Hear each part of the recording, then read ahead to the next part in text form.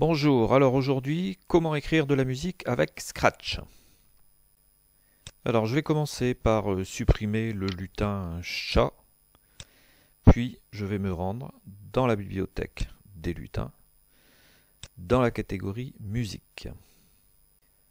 J'ai ici à ma disposition une vingtaine d'instruments de musique, je vais choisir la guitare électrique.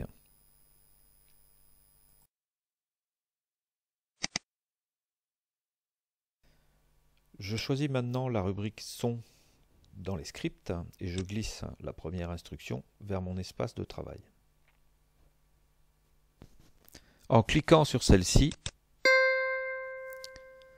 je peux entendre le son correspondant. Je vais ainsi pouvoir choisir une note dans la gamme, Do, Ré, Mi, Fa, Sol, La, Si, Do, mais en notation anglo-saxonne.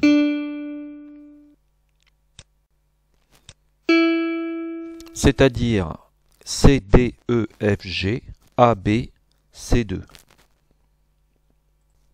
La première note de ma partition est un Ré. Je vais donc jouer le son D correspondant. Puis au niveau du tempo, c'est une double croche. Pour gérer le tempo de mon morceau, je vais devoir faire des pauses entre chaque note. Donc je ferai par exemple une pause d'un temps pour une noire, d'un demi-temps pour une croche, d'un quart de temps pour une double croche, etc. etc. Donc ici, pour une double croche, je vais devoir mettre un quart de temps, donc 0,25.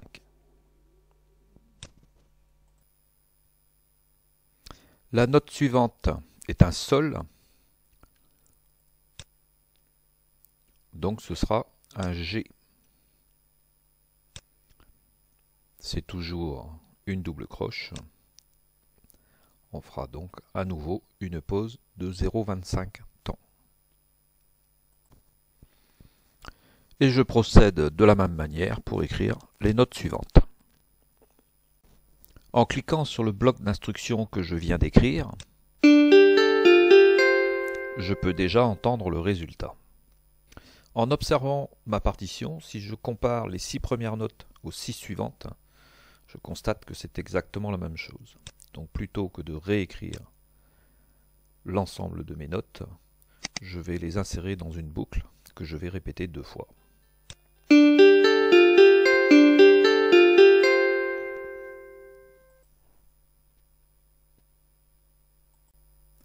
Je vais maintenant choisir l'événement qui doit lancer mon programme. Le drapeau vert ayant été choisi, un clic sur celui-ci lancera le programme.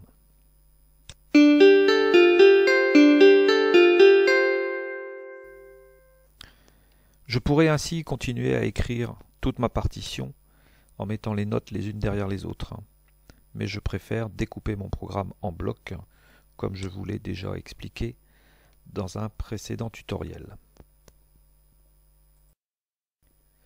J'ai donc créé un bloc par mesure, et dans mon programme principal, je vais tout simplement appeler les mesures les unes après les autres.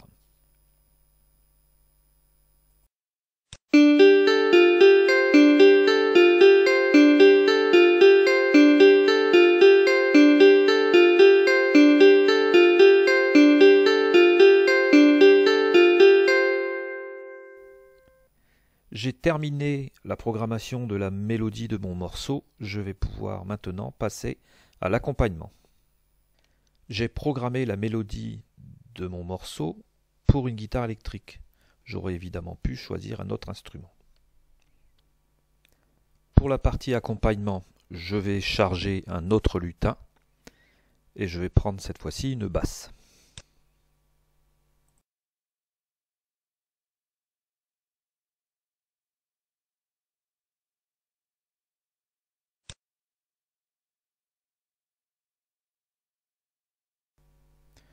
Puis je vais programmer la basse en suivant la même procédure que celle que j'ai utilisée pour la guitare électrique. En cliquant sur le bloc d'instructions, je peux écouter le résultat.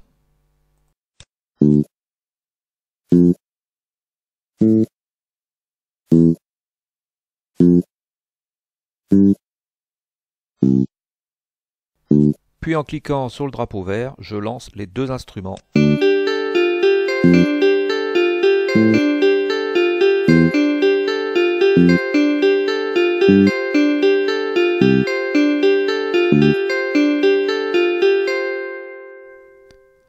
En utilisant le drapeau vert comme unique déclencheur, sur des partitions un peu plus longues, mes deux instruments ne resteront pas bien synchronisés.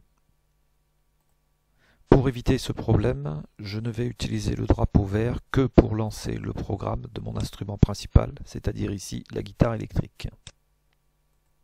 Puis c'est à partir du programme de la guitare électrique que je vais envoyer des tops sous forme de messages vers les autres instruments. Alors j'ai choisi d'envoyer un message à chaque mesure. Dans la pratique, un top tous les 5-6 mesures devrait être suffisant pour que les instruments restent synchronisés. J'ai réécrit le programme de la guitare électrique. Je vais pouvoir maintenant rebasculer sur le programme de la guitare basse.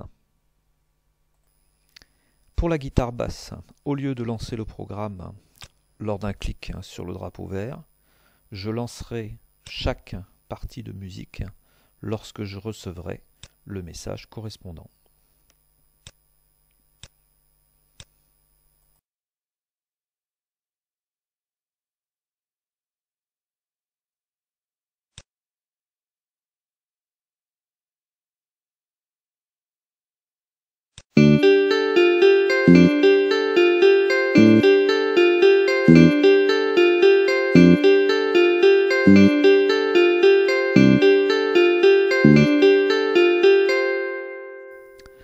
Et voilà, mes deux instruments sont maintenant synchronisés.